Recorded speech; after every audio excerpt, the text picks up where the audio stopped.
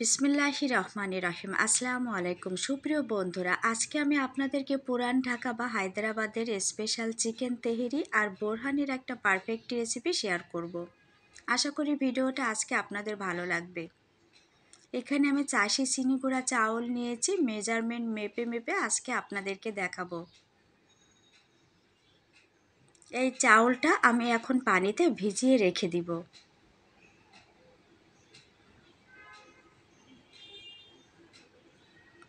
এখানে আমি চাউল নিচ্ছি 4 কাপ।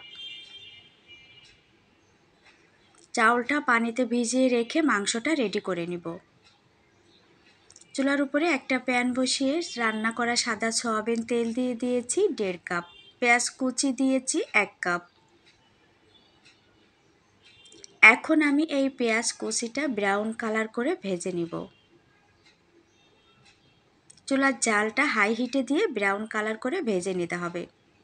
ব্রাউন কালার করে ভেজে নেওয়া হয়ে গিয়েছে। অল্প কিছু উঠিয়ে পেঁয়াজ বাটা দিয়েছি 1 কাপ। বাদাম বাটা দিয়েছি 1.25 কাপ। আদা বাটা দিয়েছি 1/4 কাপ। রসুন বাটা দিয়েছি 1/4 কাপ। গরম মশলা বাটা দিয়েছি 1 টেবিল চামচ। গুঁড়া মশলা ব্যবহার করলেও বাটা মশলাটা দিতে হবে। এখানে রাঁধুনি বিরিয়ানি মশলার প্যাকেট নিয়েছি একটা। টমেটো সস বা টমেটো কেচাপ দিয়েছি 1/4 কাপ। মিষ্টি দই দিয়েছি 1 কাপ। যদি আপনারা টক দইটা দেন তাহলে অল্প একটু চিনি এখানে অ্যাড করে দিবেন, আর যদি মিষ্টি দইটা দেন তাহলে চিনি দেওয়ার কোনো প্রয়োজন নাই। এখন মশলাগুলো খুব ভালোভাবে মিশিয়ে লবণ দিয়েছি স্বাদ অনুযায়ী। কেওড়ার জল দিয়ে দিব প্রায় 1 টেবিল চামচের মতো। কেওড়ার জল বা গোলাপ জল বেশি হলেও কিন্তু টেস্ট নষ্ট হয় না। এখন এখানে দিয়ে দিচ্ছি 1 কেজি মুরগির মাংস। মাংসটা আগে থেকে কেটে ধুয়ে রেডি করে নিয়েছি। এখন মশলার সাথে মাংসটা একদম ভাজা ভাজা করে ভেজে নিব। আর যেহেতু এটা মুরগির মাংস তাই অল্প সময়ে নাড়াচাড়া করলেই কিন্তু মাংসটা রেডি হয়ে যাবে। দিয়ে দিচ্ছে একটু সাদা গোলমরিচের গুঁড়া। মাংসটা আমার রেডি হয়ে গিয়েছে, দেখেই বুঝতে পাচ্ছেন। এখন মাংসগুলো উঠিয়ে নিব। মাংসগুলো উঠিয়ে মশলাটা রেখে দিয়েছি, আর মাংসটা রেডি হওয়া পর্যন্ত আমি চাউলটা ভিজিয়ে রেখে দিয়েছিলাম। এখন পানি ঝরিয়ে চাউলটা মশলার সাথে ভেজে নিচ্ছি। আলু দিয়েছি ছোট ছোট কিউব করে কেটে। এটা অপশনাল, চাইলে আপনারা স্কিপ করতে পারেন। আলুটা আলাদাভাবে ভেজেও এখানে দিয়ে দিতে পারেন। এখন চাউল আলু মশলার সাথে ভালোভাবে ভেজে নিয়ে এখানে পানি দিব। যেহেতু 4 কাপ চাউল দিয়েছি সেইখানে 8 কাপ পানি দিতে হয় পোলাও রান্না করার সময়। কিন্তু যখন বিরিয়ানি রান্না করবেন তখন 4 কাপ চাউলে 8 কাপ পানি না দিয়ে 5 কাপ পানি দিবেন। এখানে আমি মোট 5 কাপ পানি দিয়েছি। আবার একটু স্বাদ অনুযায়ী লবণ দিয়ে দিয়েছি। যখন পানিটা এরকম শুকিয়ে আসবে তখন এমন অবস্থায় প্যানের নিচে একটা লোহার তাওয়া দিয়ে দিবেন। দিয়ে আমি একটু রাইসটা এভাবে উল্টে পাল্টে দিচ্ছি। উল্টে পাল্টে দিয়ে মাঝখানে এভাবে একটু ফাঁকা করে নিচ্ছি।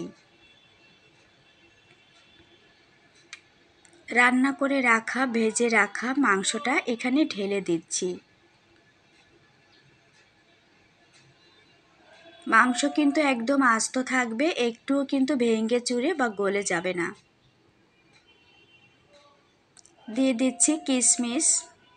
কিশমিশ প্রায় 1/4 কাপের মতো দিয়েছি ধনিয়া পাতা কুচি, দিয়ে দিচ্ছি পুদিনা পাতা, আর দিয়েছি ফালি করে কেটে রাখা লেবু,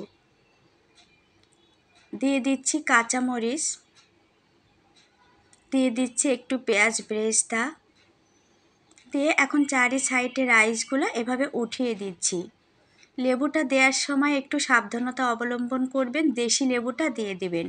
যদি দেশি লেবুটা না পান তাহলে লেবুটা এভাবে মাঝখানে দিবেন না, উপরে ডেকোরেশনের সময় দিয়ে দিবেন, তাহলে কিন্তু লেবু থেকে তেতোটা বের হয়ে আসবে। যদি অন্য কোনো লেবু হয়, দেশি লেবু ছাড়া। আর যদি তেতো হওয়ার ভয় থাকে তাহলে লেবুটা ভিতরে না দিলেও হবে। এটা আমার দেশি লেবু, গ্রাম থেকে আমাদের বাড়ির গাছ থেকে নিয়ে আসা। আবার একটু পেঁয়াজ বেরেস্তা দিয়েছি, দিয়ে দিচ্ছি লেবু। ভিতরে লেবু না দিয়ে এভাবে উপরেও দিয়ে দিতে পারেন যদি তেতো লাগার ভয় থাকে। কাঁচামরিচ দিয়ে দিচ্ছি। এটা হলো মিঠা আতর, এটা আমি অনলাইনে অর্ডার করে নিয়েছি। এই মিঠা আতরটা যদি আপনারা দিয়ে দেন তাহলে একদম রেস্টুরেন্টের মতো গ্র্যান্ড টেস্ট চলে আসবে। পরিমাণে কিন্তু খুবই কম দিতে হবে। আমি ড্রপ কেটে এখানে দিয়ে দিয়েছি যাতে পরিমাণে না বেশি হয়। কেওড়া জল দিয়ে দিচ্ছি আর খাঁটি ঘি দিয়ে দিচ্ছি। ঘিটা আমার ঘরে তৈরি করা, রেসিপি চ্যানেলে আছে, দেখে নেবেন। দিয়ে দিচ্ছি একটু পাউডার মিল্ক। ঢাকনা দিয়ে ঢেকে ঢাকনার ছিদ্রটা বন্ধ করে দমে রেখে দেব আধা ঘন্টা। এখন বোরহানিটা রেডি করে নিব। দিয়ে দিচ্ছি বিট লবণ, দিয়ে দিচ্ছি ভাজা জিরার গুঁড়া, ভাজা ধনিয়ার গুঁড়া, দিয়ে দিচ্ছি সাদা সরিষা বাটা, দিয়ে দিচ্ছি কাঁচামরিচ বাটা, দিয়ে দিচ্ছি ধনিয়া পাতা বাটা, দিয়ে দিচ্ছি পুদিনা পাতা বাটা, আর দিয়ে দিচ্ছি একদম পৌনে 1 কাপ ফ্রিজে রাখা ঠান্ডা পানি। দিয়ে একটা চামচের সাহায্যে ভালোভাবে মিশিয়ে নিচ্ছি।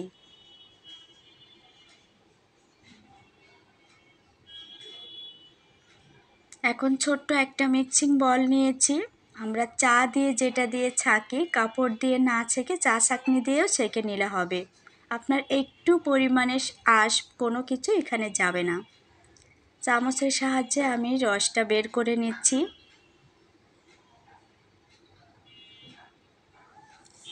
একদম নিরেট শিরাটা কিন্তু বের হয়ে আসবে, এক আঁশ বা কোনো কিছু এটার সাথে যাবে না।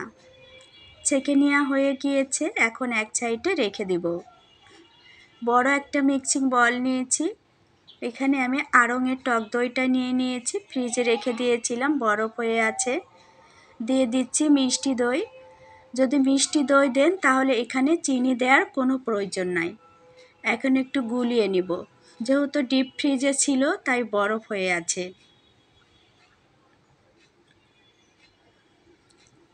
বরফটা ভালোভাবে গুলানোর জন্য লিকুইড মিশ্রণটা এখানে ঢেলে দিয়েছি। টমেটো সস দিয়েছি প্রায় 1/3 কাপের মতো, দিয়ে এখন ভালোভাবে গুলিয়ে নিব। সাদা গোলমরিচের গুঁড়া দিয়েছি, দিয়ে ভালোভাবে মিশিয়ে নিয়েছি। যে যেমন ঘনত্ব পছন্দ করেন এখানে ঠান্ডা পানিটা অ্যাড করে দিবেন।